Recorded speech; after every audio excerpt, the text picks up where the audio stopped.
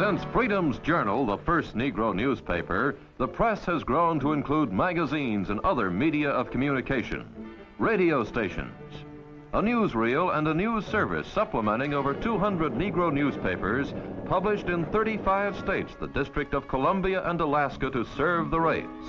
Progress was summed up at the recent Baltimore meeting of the National Newspaper Publishers Association, organized in 1940 for the benefit and improvement of the Negro press. One highlight of the Publishers' Convention was a tour of the Afro-Americans printing plant, a busman's holiday for these newspaper men, and an interesting view of a leading newspaper's operation.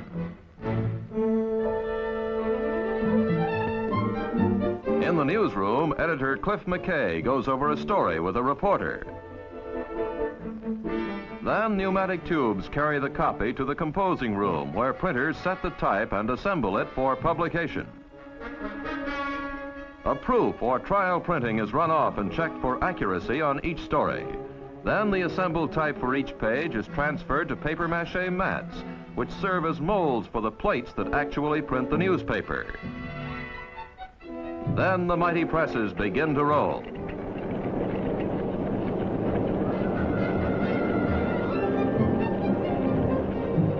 With a circulation of nearly 200,000 weekly, the Afro-Americans presses consume nearly 3,000 tons of newsprint each year.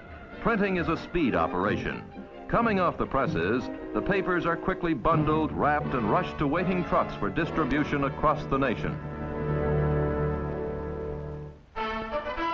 Civic laurels came to the Miami Times and its editor-publisher Garth Reeves, named Man of the Year by the city's Junior Chamber of Commerce. The progressive young newsman is active in civic and fraternal affairs, in addition to his unceasing efforts to keep the Times among the state's top-ranking newspapers. Circulation is about 5,000, but the small figures don't indicate the true local influence of the Times, whose exploration of the Dade County housing problem has received widespread attention. In brief ceremonies in the Times offices, Junior Chamber of Commerce leaders present Reeves with a Man of the Year plaque, recognition of distinguished community service.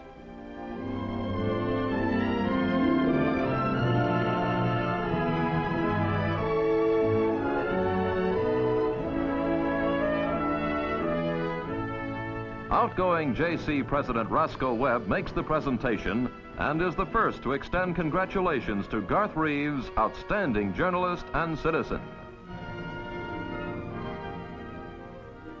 The Kansas City Call, founded in 1919, is one of the youngest of the leading papers, but it is second to none in carrying forward the tradition of sound reporting and editorial leadership in community service. The Call is an influential journal in the Midwest.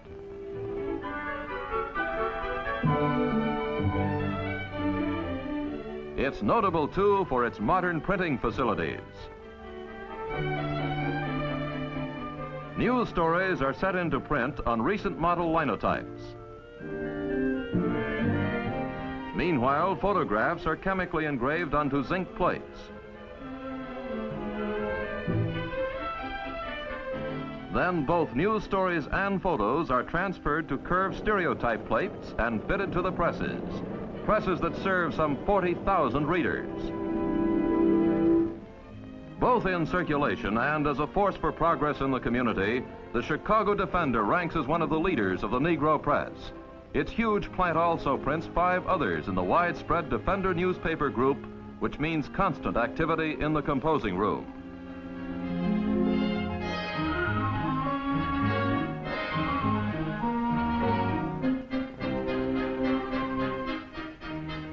Publisher and editor John Sengstack keeps a watchful eye on every detail of each edition. The title of the West's fastest-growing, most progressive newspaper is claimed by the Los Angeles Sentinel with a circulation of 26,000.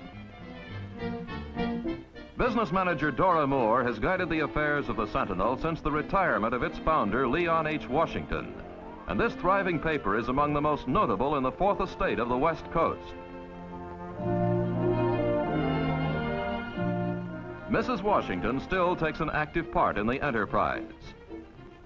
Serving readers scattered throughout the far-flung Los Angeles area, The Sentinel's delivery trucks run up more mileage than most as they make their weekly rounds. Top rank in circulation is held by the Pittsburgh Courier. Publisher Mrs. Robert Vann and editors William Nunn and T.L. Prattis oversee 17 weekly editions. The Amsterdam News and the Age Defender serve New York. The only Negro daily is the Atlanta World.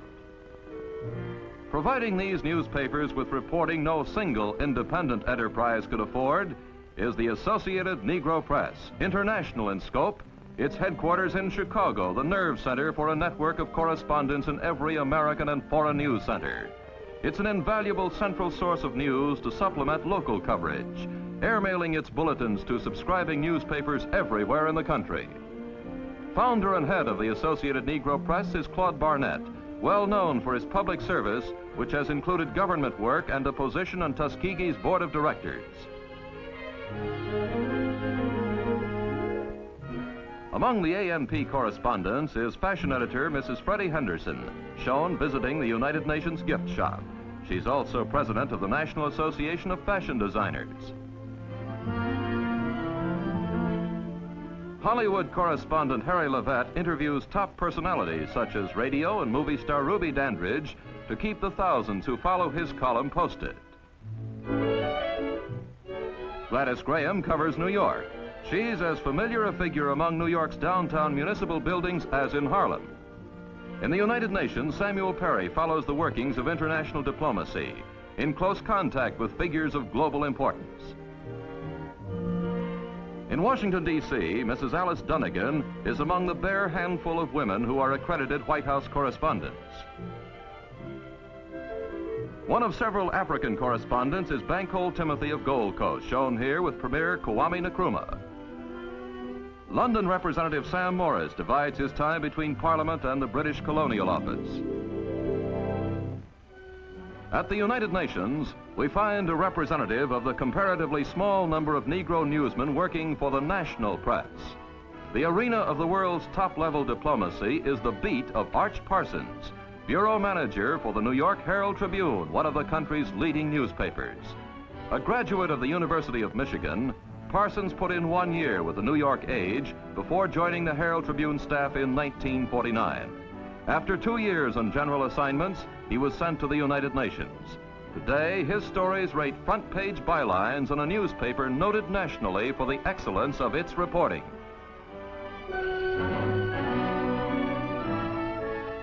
In the conference rooms of the UN, Arch Parsons is on the scene as history is made. Just at the beginning of his career in journalism, he is already close to the top.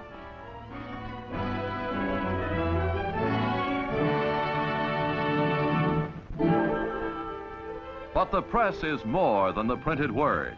In modern America, broadcast news plays an important role. More and more stations are devoting time to the affairs of the race in the North and South alike. Recently named news director of an independent New York radio station is G. James Fleming.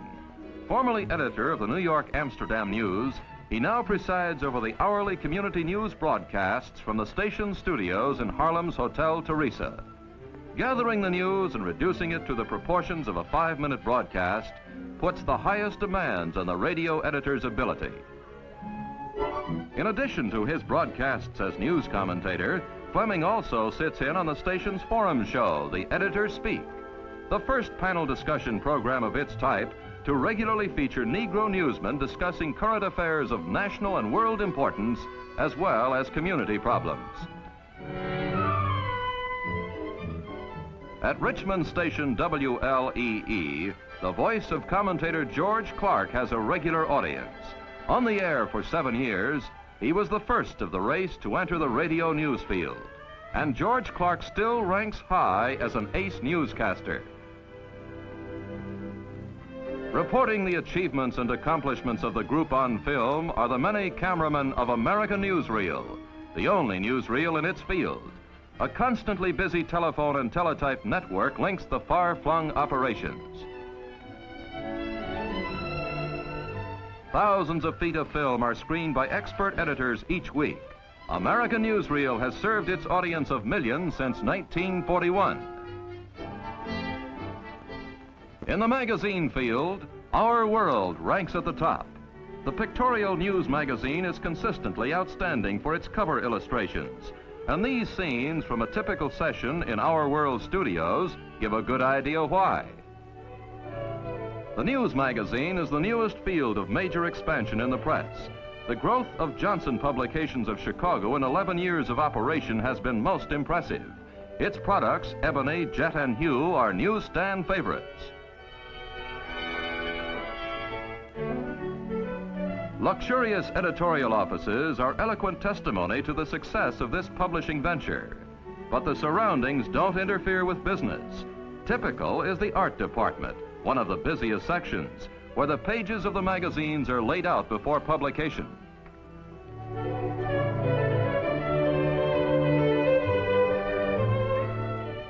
Under the guidance of founder John H. Johnson, Ebony and Jet have risen to the top of their field, the newest additions to the Negro press, an institution without equal, serving 1/10 of a nation.